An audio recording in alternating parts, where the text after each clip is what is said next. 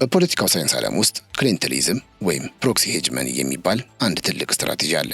ይህም አንድ ሀገር የገዛ ብሔራዊ ጥቅሟንና ፍላጎቷን ለማስጠበቅ ስትል በሌላ ሀገር ሉዓላዊ ግዛት ውስጥ ለእሷ ታማኝ የሆነንና ፍላጎቷን የሚያስፈጽምን መሪ የማስቀመጥ ወይም የመፍጠር ሂደት ነው።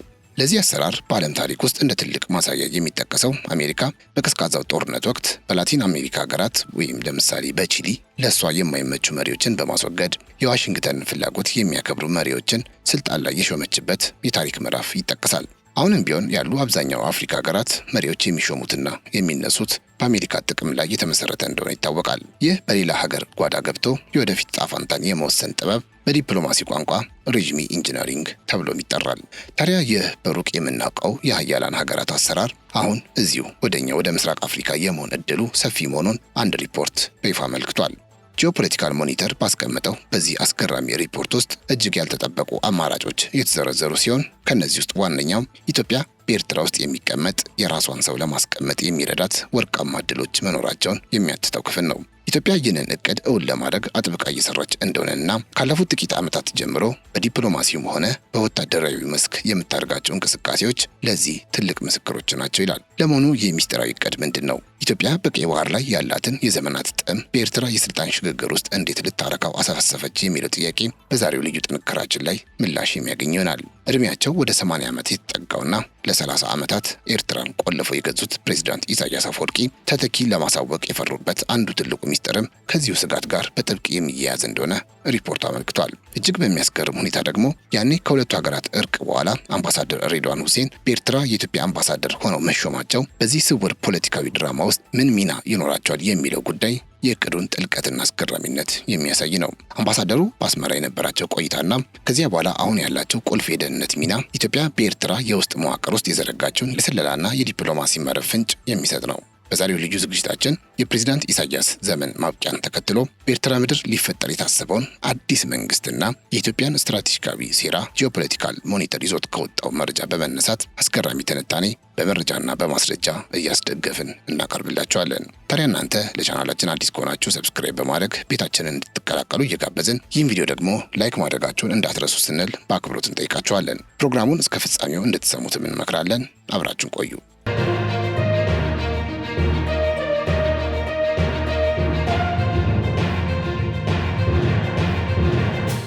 ፕሬዝዳንት ኢሳያስ አፈወርቂ እድሜያቸው 80 ዓመት ሆኖ እንኳ ተተኪ ለማዘጋጀት ፈቃደኛ ያልሆኑበት ሚስጥር ዲክታተርስ ዳይለማ ወይም የአምባገነኖች አጣብቂኝ በሚሰኘው የፖለቲካ ንድፈ ሐሳብ ይተነተናል። ይህ ማለት አንድ አምባገነን መሪ ፍጹም ስልጣኑን ለማስጠበቅ ሲል መረጃዎችን የሚያፍንበትንና በዙሪያው ባሉ ሰዎች ላይ ጥርጣሬ የሚያሳድርበት ሂደት ሲሆን ተተኪን መሰየም ደግሞ ለራሱ ለኢሳያስ የመቃብር ቁፋሮ እንደመጀመር ይቆጠራል። ምክንያቱም ተተኪ በታወቀ ቅጽበት የሰራዊቱና የደህንነቱ ታማኝነት ከነባሩ መሪ ወደ አዲሱ ተተኪ መፍሰስ ይጀምራል ተብሎ ስለሚታመን ነው። ይህም የቆየው መሪ ገና በህይወት እያለ ጉልበቱ እንዲዝልና በመፈንቅለ መንግስት እንዲወገድ በር ይከፍታል። ለኢሳያስ ተተኪ ያለመኖሩ የሁሉም ሰው ዓይንና ተስፋ በእሳቸው ላይ ብቻ እንዲያርፍ ማድረጊያ ብልህ ግን አደገኛ ስልት ነው።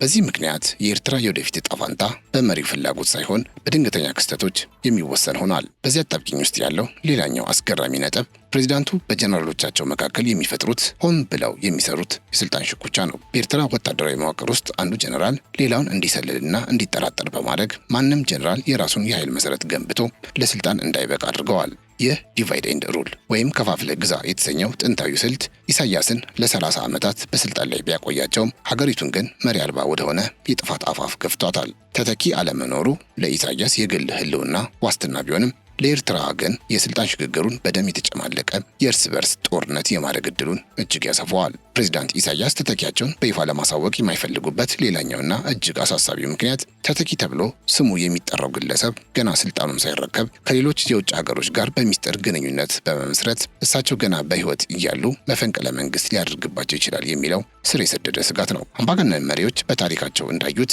ተተኪ በተሰየመ ማግስት የኃይል ሚዛኑ ወደ አዲሱ ሰው ማዘንበሉ የማይቀር ስለሆነ ኢሳያስ ይህንን የስልጣን መሸርሸር በፍጹም አይፈቅዱም። ከዚህም ባለፈ አንዱን ግለሰብ ለተተኪነት መምረጥ በሰራዊቱ ውስጥ ባሉና ለዘመናት ደም በገበሩ ጀነራሎች መካከል ከፍተኛ ቅሬታና እኔ ለምን አልተሾምኩም የሚል ፉክክር በመፍጠር ሰራዊቱን ሊያስቆጣ ይችላል። በመሆኑም ኢሳያስ ተተኪን ከመሰየም ይልቅ ሁሉንም ጀነራሎች በተስፋና በጥርጣሬ መካከል አጣብቆ በማቆየት የራሳቸውን የስልጣን ዕድሜ ማራዘምን እንደ ብቸኛ አማራጭ መርጠውታል። በኤርትራ ወታደራዊ መዋቅር ውስጥ ያለው የጀነራሎቹ ክፍፍል ከኢሳያስ በኋላ ለሚፈጠረው የስልጣን ሽሚያ ትልቅ ማገዶ እንደሚሆን የታመነ ነው። እነዚህ ጀነራሎች በረጅም የትጥቅ ትግል ውስጥ ያለፉና የራሳቸው ታማኝ ጦር ያላቸው በመሆኑ አንዱ ለሌላው የመገዛት ባህል አይኖረውም። በዚህ መሃል የሚፈጠረው የኃይል ክፍተት ኤርትራን ወደ እርስ በርስ ጦርነት ሊከታት የሚችል ሲሆን ይህ ደግሞ ለውጭ ኃይሎች ጣልቃ ገብነት እድል ይፈጥራል። በእርግጥ ይፋ ባይወጡትም ፕሬዚዳንት ኢሳያስ ልጃቸውን አብርሃምን ለመተካት ፍላጎት እንዳላቸው ይነገራል። ነገር ግን ይህ ጉዳይ በኤርትራ ነባር ታጋዮች ዘንድ ትልቅ ተቃውሞ የሚገጥም ሀሳብ ነው። አብርሃም የሜዳ ታሪክ የሌለውና በጀነራሎቹ ዘንድ ተቀባይነት የሌለው በመሆኑ የአባቱን ጫማ ለመሙላት የሚያስችል የሞራል ልዕልና የለውም ሲሉ ጀነራሎቹ ይወቅሳሉ። ታዲያ ይህ የውስጥ ክፍተት ነው እንግዲህ ለኢትዮጵያ የወርቃማ ዕድል በር የሚከፍተው።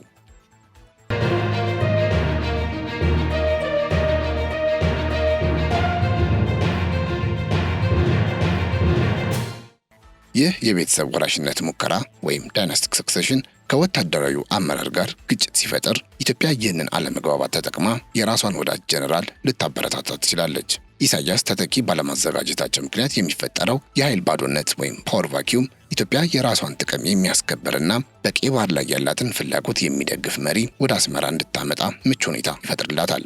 ጂኦፖለቲካል ሞኒተር እንደሚለው ኢትዮጵያ በኤርትራ ጀነራሎች መካከል ያላትን የቆየ ግንኙነትና የስለላ መረብ በመጠቀም በሽግግሩ ወቅት ለእሷ ታማኝ የሆነን ወገን በገንዘብና በወታደራዊ ኃይል በመርዳት ስልጣኑን እንዲቆጣጠር ልታደርግ ትችላለች።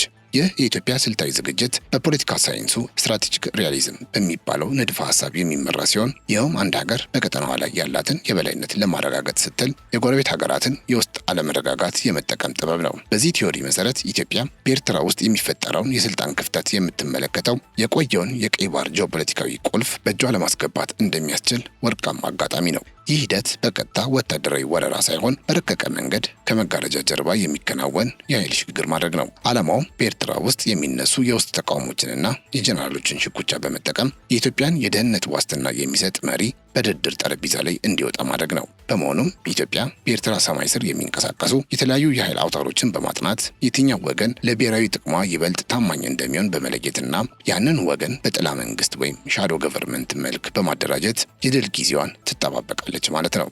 እዚህ ጋር አንድ ትልቅ ጥያቄ ሊነሳ ይችላል። ኢትዮጵያ እንዲህ ባለው የሌላ የሀገር ውስጥ ጉዳይ ስትገባ ዓለም አቀፉ ሕግና ማህበረሰብ ዝም ይላታል ወይ የሚለው። ለዚህ ጥያቄ ምላሹ የሚገኘው በዲፕሎማሲው ዓለም ዘ ዶክትሪን ኦፍ ኔሴሲቲ ወይም የአስገዳጅ ሁኔታ መርህ በሚባለው ህጋዊ ሽፋን ውስጥ ነው። ኢትዮጵያ በኤርትራ የስልጣን ሽግግር ወቅት የምታደርገውን ጣልቃ ገብነት እንደ ወረራ ሳይሆን በቀጠናው ላይ ሊከሰት የሚችለውን የእርስ በርስ ጦርነት፣ የሰብአዊ መብት ረገጣና የሽብርተኝነት መስፋፋት ለመከላከል የተወሰደ የመረጋጋት እርምጃ አድርጋ ታቀርበዋለች። በተለይም ኤርትራ ውስጥ የመንግስት መፍረስ ወይም ስቴት ኮላፕስ ካጋጠመ ዓለም አቀፉ ማህበረሰብና የተባበሩት መንግስታት ድርጅት በቀጠናው ያለውን ሰላም ለማስጠበቅ ሲሉ እንደ ኢትዮጵያ ያለ ቀጠናዊ ኃይል ጣልቃ እንዲገባና ሁኔታዎችን እንዲቆጣጠር የሞራልም ሆነ የፖለቲካ ድጋፍ ሊሰጡ የሚችሉባቸው አጋጣሚዎች ሰፊ ናቸው። ስለዚህ ኢትዮጵያ የምትከተለው መንገድ ዓለም አቀፍ ህግን በግልጽ ከመጣስ ይልቅ ህጉ በፈቀደው ሰላምን የማስከበርና ራስን የመከላከል ሰበብ ውስጥ ፍላጎቷን በብልሃት የመሸጎጥ ጥበብ ነው።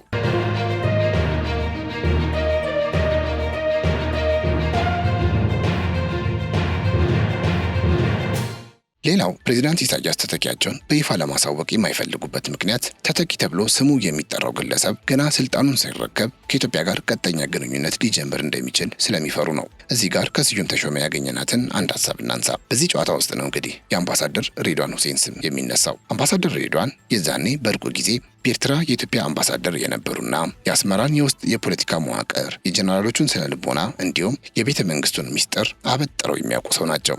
በአሁኑ ወቅት ደግሞ በኢትዮጵያ ከፍተኛ የብሔራዊ ደህንነት ሚና ላይ መቀመጣቸው የጠቅላይ ሚኒስትር አብይ አህመድን እጅግ አስደናቂ አካሄድ ያሳያል። ኢትዮጵያ በአምባሳደር ሬድዋን በኩል በኤርትራ ከሚመጣው አዲስ መሪ ጋር ቀጥተኛ መስመር በመዘርጋት ያ መሪ ስልጣኑን ሊቀናቀኑት ከሚችሉ ሌሎች የሀገር ውስጥ ኃይሎች እንዲከላከልና ወንበሩን እንዲያጸና ወታደራዊና ደህንነታዊ ድጋፍ ለማድረግ ቃል ትገባለች። በምላሹ ግን ያ መሪ የኢትዮጵያን ብሔራዊ ጥቅም በተለይም የቀይ ባህርና የባህር በር ጥያቄን ያለምንም ቅድመ ሁኔታ የሚያከብርና በኢትዮጵያ በኩል የሚተላለፉ ፍላጎቶችን የሚቀበል ታማኝ ወኪል ሆኖ እንዲያገለግል ስምምነት ይደረጋል። ኢትዮጵያ ይህንን ስትራቴጂያዊ እቅዷን የምታስፈጽመው በአጋጣሚ ሳይሆን ለዓመታት በአስመራ ቤተ መንግስት ውስጥ ስልታዊ በሆነ መንገድ በዘረጋቸው ጥልቅ የደህንነትና የዲፕሎማሲ መረብ አማካኝነት ነው። ይህ አሰራር በፖለቲካው ዓለም ኢንፊልትሬሽን ኤንድ ኢንፍሉዌንስ በመባል የሚታወቅ ሲሆን ዋና ዓላማው በኤርትራ ወታደራዊና ሲቪል መዋቅር ውስጥ ያሉ ቁልፍ ሰዎችን ቀድሞ በመለየትና የጥቅም ትስስር በመፍጠር የለውጥ ነፋስ ሲነፍስ ዝግጁ ሆነው እንዲገኙ ማድረግ ነው። ኢትዮጵያ በአስመራ በነበራት የቆየ የዲፕሎማሲ ልምድና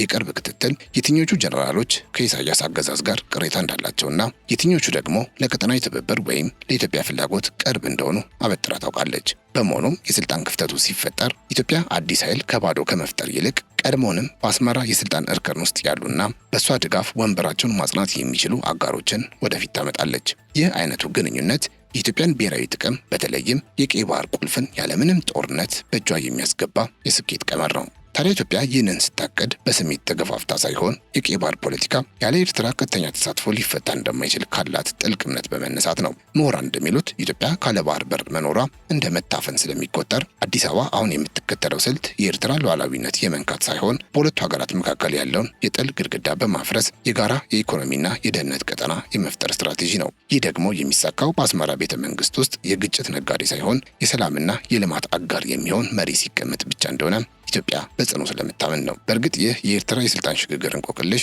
በኢትዮጵያና በአስመራ መሪዎች መካከል በሚደረግ ሽኩቻ ብቻ የሚቆምም አይደለም። ይልቁንም የሪፖርቱ ትልቁ ትኩረት በቀይ ባህር ላይ ከፍተኛ ስትራቴጂካዊ ፍላጎት ያላትና የኢትዮጵያ የቅርብ ወዳጅ የሆነችው የተባበሩት አረብ ኤሚሬቶች ሚና ላይ ያርፋል። አቡዳቢ ኤርትራን የምትመለከታት እንደ አንድ ሀገር ሳይሆን በቀይ ባህርና በባብኤል መንደብ የንግድ መስመር ላይ እንዳለች ወሳኝ የጦር ሰፈርና የደህንነት መቆጣጠሪያ ማማ ነው። ዩኤኢ በአሰብ ወደብ ላይ የነበራት የቆየ ወታደራዊ ይዞታና አሁንም ለኢትዮጵያ የምታደርገው ያልተቆጠበ ሁለንተናዊ ድጋፍ በኤርትራ ውስጥ የሚቀመጠው ቀጣዩ መሪ ለኢትዮጵያና ለኤሚሬቶች አጋርነት ፍጹም ታማኝ የሆነ ሰው እንዲሆን ያላትን ጽኑ ፍላጎት ያሳያል። በመሆኑም ኢትዮጵያ በኤርትራ ውስጥ የራሷን ሰው ለማስቀመጥ የምታደርገው ጥረት በተባበሩት አረብ ኤሚሬቶች የገንዘብና የዲፕሎማሲ ጡንቻ የታጀበ ሊሆን እንደሚችል ሪፖርቱ ያሰምርበታል። ይህ የጥቅም ጥምረት የገንዘብና የጉልበት ጥምረት ተብሎ ሊጠራ ይችላል። አቡዳቢ አስፈላጊውን የፋይናንስና የዓለም አቀፍ ተጽዕኖ አቅም ስታቀርብ፣ ኢትዮጵያ ደግሞ በቅርበት የመቆጣጠርና ታማኝ መሪን የማስቀመጥ ተግባራዊ ጉልበቱን ትወጣለች። ይህ ደግሞ በኤርትራ ውስጥ የሚፈጠረው አዲስ መንግስት ከአዲስ አበባ በተጨማሪ ከአቡዳቢ የሚሰጡ ስልታዊ መመሪያዎችንም ለማስተናገድ የሚገደድ ወኪል እንዲሆን ሊያደርገው ይችላል። ፕሬዚዳንት ኢሳያስ ይህንን የአቡዳቢንና የአዲስ አበባን ጥብቅ ስትራቴጂካዊ አሰላለፍ ጠንቅቀው ስለሚረዱ ይመስላል እስከ መጨረሻው ድረስ ማንንም ተተኪ ሳይሰይሙ ሀገሪቱን በጥርጣሬና በብቸኝነት አጥር ውስጥ አጥረው ለማቆየት የሚታገሉት።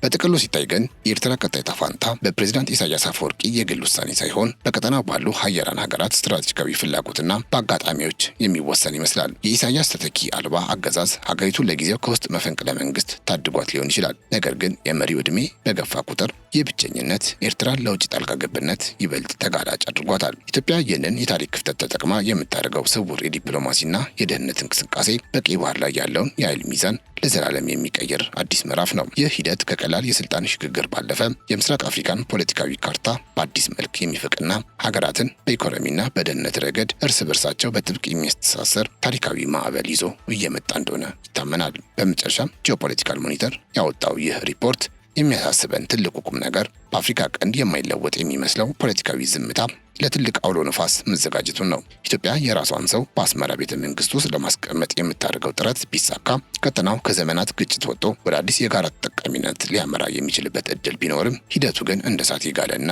ጥንቃቄ የሚሻ ነው። ኤርትራ ከኢሳያስ በኋላ የምትከተለው መንገድ የህዝቧን ሉዓላዊነትና የጎረቤቶቿን ብሔራዊ ጥቅም አጣጥሞ መጓዝ ላይ የተመሰረተ መሆን አለበት። እስከዛው ግን በአስመራ ሰማይ ስር የሚታየው የስልጣን ደመና ወዴት እንደሚዘንብና የኢትዮጵያ እጆች የትኛው ስልት ላይ እንደሚያርፉ በቅርቡ የምንመለከት ይሆናል። አብራችሁን ስለነበራችሁ እጅግ እናመሰግናለን። ሀሳብ አስተያየታችሁን አካፍሉን። በያላችሁበት ሰላም